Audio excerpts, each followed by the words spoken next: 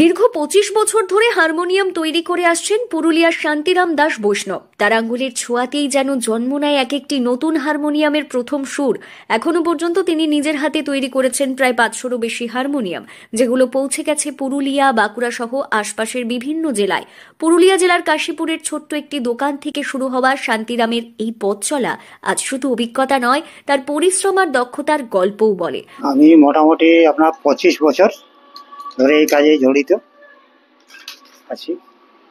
আজ পর্যন্ত কতগুলো হারমোনিয়াম প্রায় তৈরি করেছেন নিজের হাতে?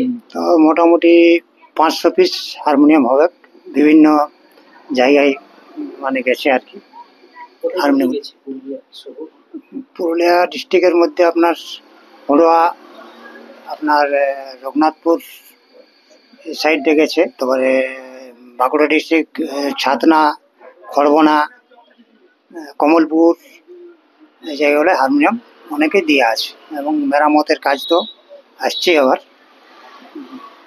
নতুন হারমোনিয়ামের প্রথম সুর আপনার হাত দিয়ে? হ্যাঁ, আমার হাত দিয়ে। কেমন লাগে সেই অনুভূতি? না, খুব ভালো লাগে। আমার এই কাজে আমি থাকতে চাই আর কি, মানে এই কাজে খুবই ভালো লাগে আমার হাতে হারমোনিয়াম। আমি নিজে যখন এই কাজে জড়িত আছে, হারমোনিয়াম বাজতে গেলে আমার ভালো লাগে, এই কাজটা খুব আমার ভালো লাগে। হারমোনিয়ামের প্রতিটি অংশে থাকে তার নিখুঁত মাপঝোঁক, যত্ন আর ভালোবাসা। কাঠের টুকরো থেকে শুরু করে বেলো, চাবি, রিড সবখানেই লেগে থাকে তার শিল্পী সুলভ গভীর নিবেদন। তাই তার তৈরি যন্ত্রে শুধু সুরই জন্ম নেয় না, শোনা যায় তার দীর্ঘ 25 বছরের সাধনার প্রতিধ্বনি।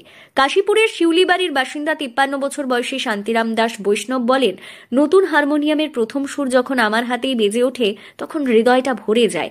এক একটা হারমোনিয়াম বানাতে প্রায় 20 দিন সময় লাগে। পরিশ্রমের তুলনায় পারিশ্রমিক খুব একটা বেশি না মিললেও এই কাজ আমাকে অন্যরকম আনন্দ দেয়। সময় একটা হারমোনিয়াম মোটামুটি 20 থেকে 25 দিন ভালো হারমোনিয়ামগুলো সময় লাগে। বিক্রি বিভিন্ন রকম রেট আছে, 15,000, 17,000 এইরকম সুরকেসগুলো আর কি। পরিশ্রমের তুলনায় পারিশ্রমিক সেভাবে মেলে? সেভাবে মেলে না, কিন্তু যাই হোক চলছে আর কি। আগামী দিনে এই ব্যবসাকে আরো বড় পরিসরে নিয়ে যেতে চান শান্তিরাম। তার স্বপ্ন, পুরুলিয়ার মাটিতেই তৈরি হোক দেশের সেরা হারমোনিয়াম, আর সেই সুর পৌঁছে যাক যত দূর সম্ভব। সুর আর সাধনার সেই যাত্রায় তিনি আজও এগিয়ে চলেছেন অবিচল মন নিয়ে। পুরুলিয়া থেকে শান্তনু দাসের রিপোর্ট, লোকাল 18 বাংলা।